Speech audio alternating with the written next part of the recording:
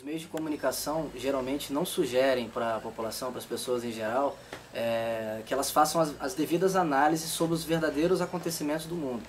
Ou seja, quem realmente controla os eventos mundiais e quais são os seus verdadeiros objetivos. Geralmente a gente não está ligado à análise desses fatos, dessas evidências, mas se a gente fizer a ligação dos pontos, isso fica muito claro, que existe um governo transversal, um governo paralelo, que há muito tempo, desde a antiguidade, controla os destinos da humanidade, né, com vários objetivos, entre eles a eliminação do atual sistema monetário internacional. E um dos exemplos mais claros que a gente pode enxergar nos dias de hoje foi o que aconteceu na Islândia, recentemente, há poucos meses atrás. Principalmente no que diz respeito à população que entendeu essa dominação econômica, entendeu essa dominação monetária e principalmente política, e passou então a reivindicar os seus verdadeiros direitos. Nós vivemos aí na sociedade que nós chamamos de liberdades individuais e democrática e tal, quando na verdade existem várias sanções e dentro das constituições dos países que foram já há muito tempo colocadas, impostas, de maneira que a gente fique realmente escravizado. E na Islândia o povo percebeu isso. O que eles fizeram? Pouco se falou. Você não viu isso no Jornal Nacional, você não viu isso na Record, na grande mídia, na chamada mídia mainstream, nos Estados Unidos muito menos. O povo começou a pressionar através de manifestações em praças, no palácio de governo, etc., para que o governo fizesse a auditoria da dívida pública. E o que é isso? É o saneamento das dívidas do país. E foi o que aconteceu.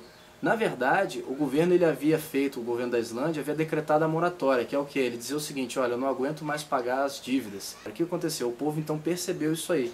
Manifestações aconteceram que eles, no Congresso Nacional, chegaram a dissolver o Congresso Nacional, chegaram a dissolver o Parlamento, dissolver o governo e colocaram uma nova Constituição impondo ao governo que fizesse a auditoria da dívida pública. Porque esse é realmente o principal problema de todas as nações do mundo. Todas elas, hoje, tirando do meu conhecimento só a Islândia, porque conseguiu fazer essa revolução, todas essas nações, elas têm dívidas impagáveis. É o caso do Brasil, principalmente é o caso dos Estados Unidos, e todos os problemas de uma nação derivam, obviamente, da dívida pública, da dívida interna e da dívida externa do país. Se o país não consegue pagar, evidentemente que as outras áreas elas vão ficar defasadas, elas vão ficar sucateadas, não é? O caso dos Estados Unidos é a mesma coisa. Os Estados Unidos hoje têm uma dívida de 15 trilhões de dólares, não conseguem pagar, e o resto dos problemas do país, né, acaba pagando por isso, né?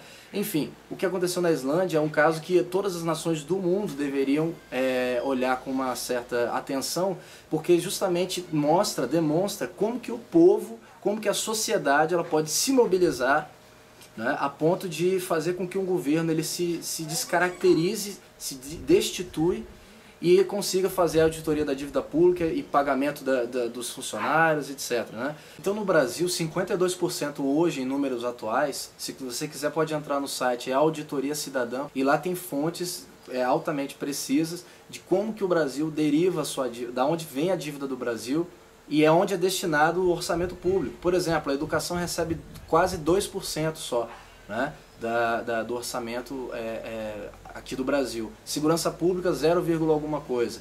E a dívida pública, a dívida interna e dívida externa 52%, o que é obviamente um absurdo.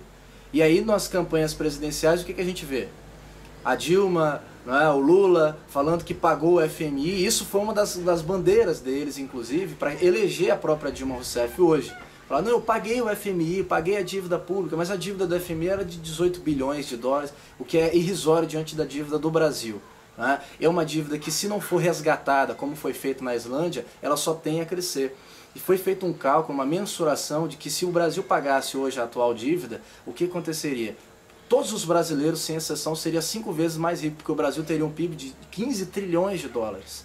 Né? E quer dizer, isso não foi feito, nem vai ser. Até porque o Brasil deve justificativas, sanções políticas, econômicas ao Banco Mundial, ao Banco Europeu, aos Estados Unidos, etc. Né? Então existe um poder paralelo que controla esse sistema econômico e que não se resume apenas nos banqueiros. Existe uma coisa muito mais profunda atrás dessa questão dos bancos internacionais, mas a intenção deles principal é quebrar a economia mundial para estabelecer uma moeda única, porque é evidente que é mais fácil controlar.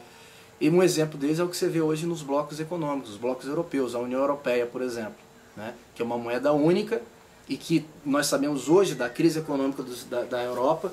Aqui no Brasil quase não se fala disso. Se você for olhar nos sites internacionais, das pessoas que moram lá, se você conhece alguém de fora, essas pessoas vão poder te falar a real situação dos países europeus, como por exemplo a Itália, a Espanha, a França. A economia da Inglaterra está praticamente quebrada, é o país europeu que mais deve, e é o Banco Central, que foi criado lá no século XVII, né, que já foi criado privado, e com aquela questão da dívida criada a partir do nada, dos juros sobre os juros.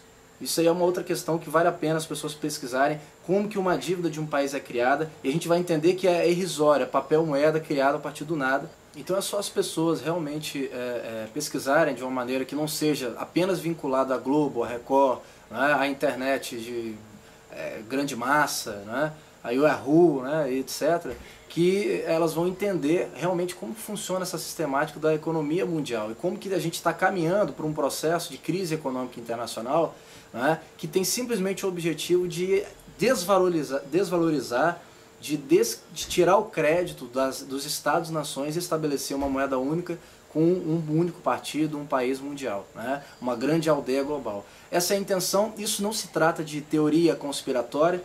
Isso já é um aviso para as pessoas que acham que isso é uma teoria conspiratória. Isso se trata de fatos. A gente só está dando a introdução para que você em casa possa pesquisar em relação a isso aí, né? E você conectando os pontos, conectando realmente pontos que aparentemente não teriam relação nenhuma, você vai ver que eles estão intrinsecamente ligados, direcionados para um único objetivo.